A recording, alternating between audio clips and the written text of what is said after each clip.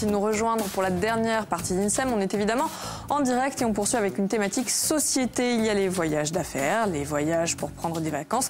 Et puis il y a les voyages forcés lorsqu'on doit partir se faire soigner, quel que soit le motif. Si vous devez prendre l'avion, eh bien, il y a un passage obligatoire, c'est le contrôle de sécurité dans les aéroports.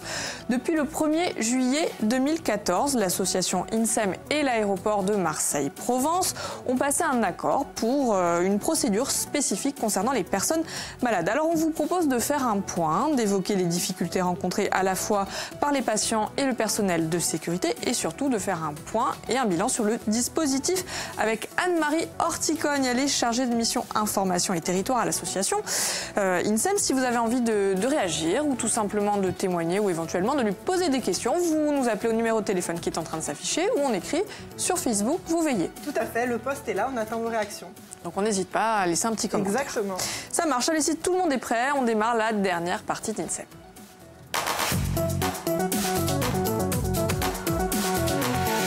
Bonjour Anne-Marie et bienvenue. Bonjour. Merci d'être avec nous pour cette thématique très particulière. Alors lorsqu'on prend l'avion, l'étape imposée, c'est forcément la fouille au contrôle de sécurité. Si de manière générale, ça n'est agréable pour personne, ça peut devenir compliqué.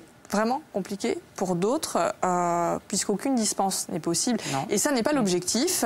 Alors, en revanche, on peut quand même composer, s'adapter, et c'est ce que vous avez réussi à mettre en place depuis 2014. Oui, tout à fait. Alors, je vous propose de faire un petit récapitulatif. En quoi consiste l'accord qui a été passé entre l'aéroport de Marseille-Provence et l'association INSEM ? Alors, cet accord consiste à avoir mis en place une procédure particulière pour donc les insulaires qui transitent après des hospitalisations ou en tout cas un déplacement médical. Aujourd'hui, cet accord permet donc à ces passagers de passer la procédure de contrôle dans une cabine. D'accord. Voilà. Alors pourquoi est-ce que cet accord a été mis en place ? Alors au début, on a été alertés par les gens qui partaient sur des procédures qui étaient difficiles, douloureuses et souvent à la limite de l'irrespect. Et donc, on a voulu chercher à travailler. Donc, au début, on a demandé aux gens de témoigner par écrit, de nous informer à chaque fois qu'il y avait des dérapages. Et ce qui nous a permis de contacter la direction de l'aéroport et de travailler avec les acteurs de ces contrôles, c'est-à-dire la direction de l'aéroport, mais la société aussi privée en charge du poste de contrôle. Et donc, voilà, on a pu mettre en place cette cabine et cette procédure. Alors, j'imagine, c'est compliqué d'en parler, mais quand vous dites dérapage, est-ce que vous pouvez donner quand même quelques exemples ? Oui, bien sûr, je vais vous donner des exemples, puisque nous les avons eus. Nous avons eu des témoignages, par exemple, de personnes à qui on demandait tout simplement de lever les bras et c'était pas possible.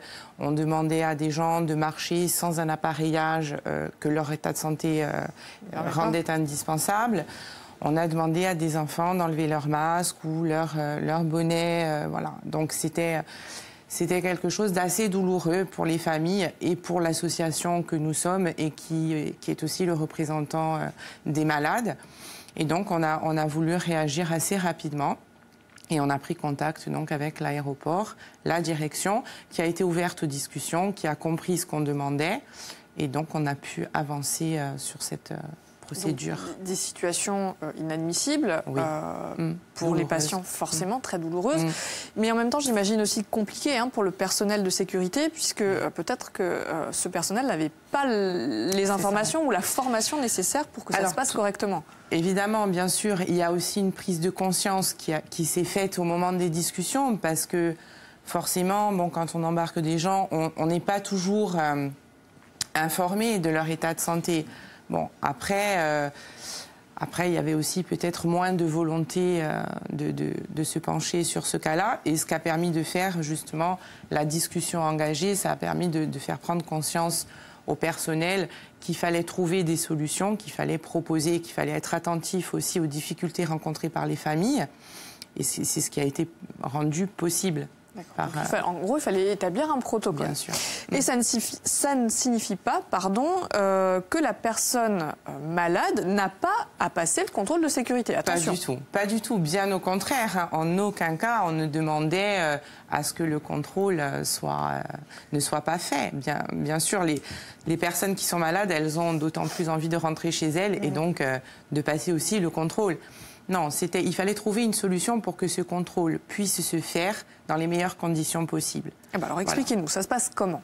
Vous avez parlé de la cabine, mais comment ça se passe concrètement? Quand on arrive à l'aéroport, et on va donc au poste de contrôle, hein, et on signale son état de santé, et on demande à passer le contrôle en cabine.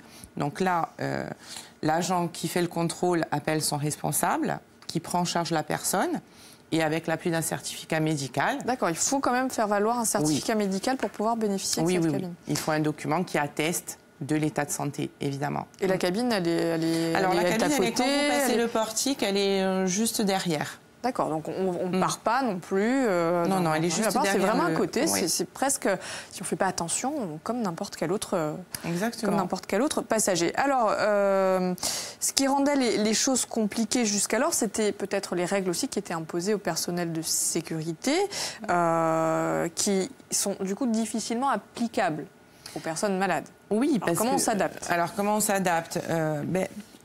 L'état de santé ne justifie peut-être pas toujours qu'il y ait des impossibilités de gestes à faire, mais en tout cas, on s'adapte justement parce que le malade va pouvoir le faire de façon moins rapide.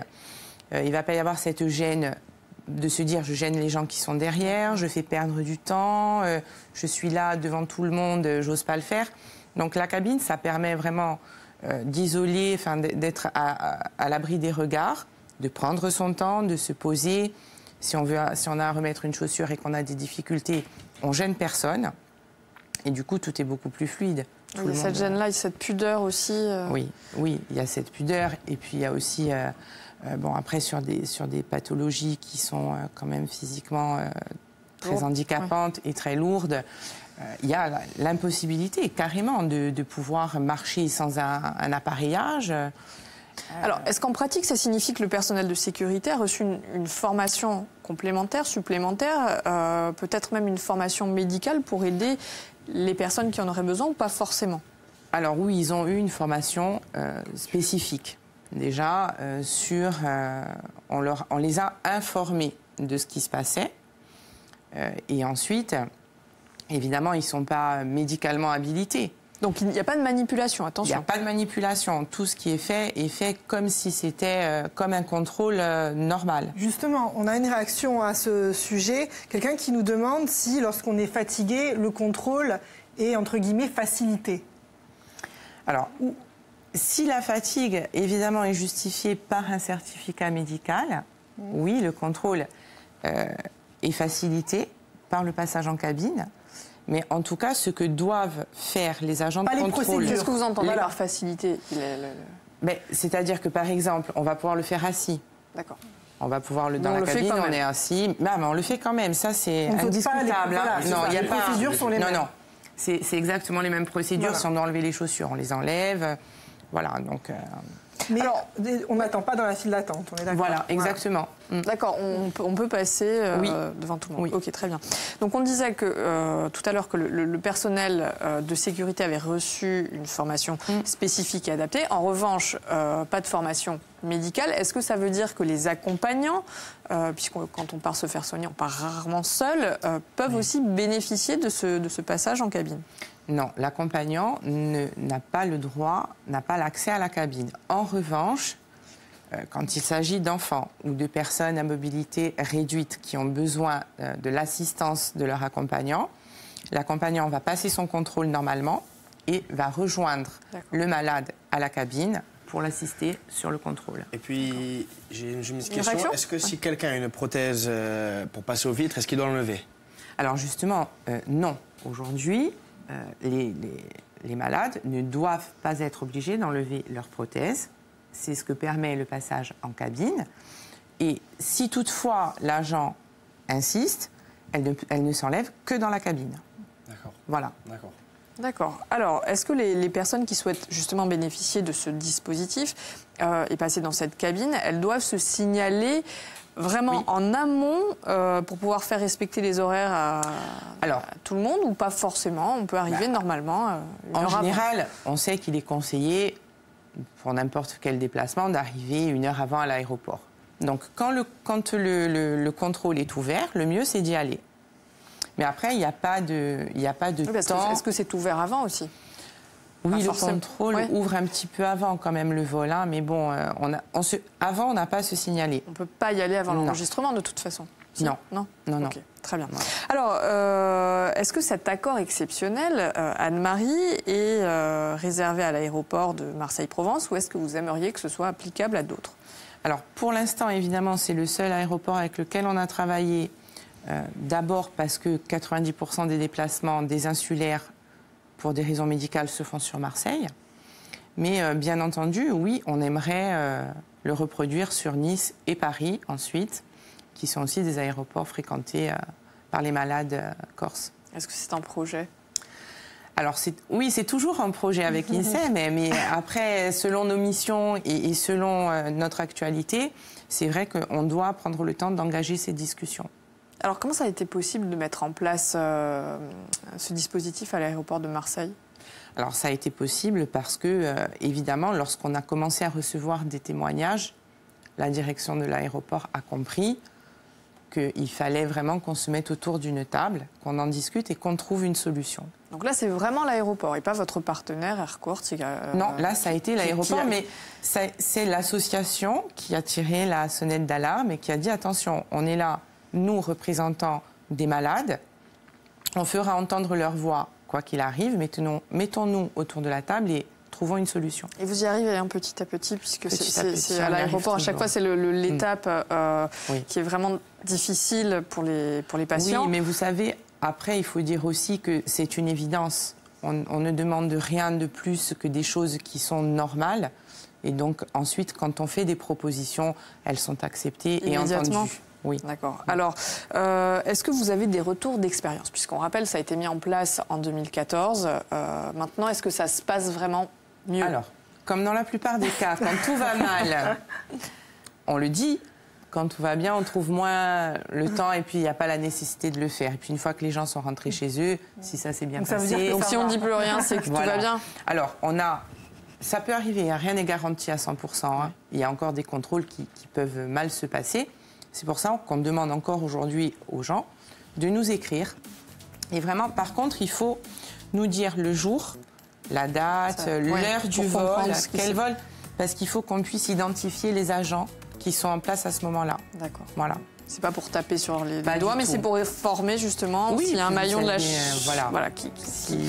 et puis bon, qui grippe un petit peu. Quand il y a des employés qui partent, qui arrivent, donc voilà, il faut souvent refaire des informations.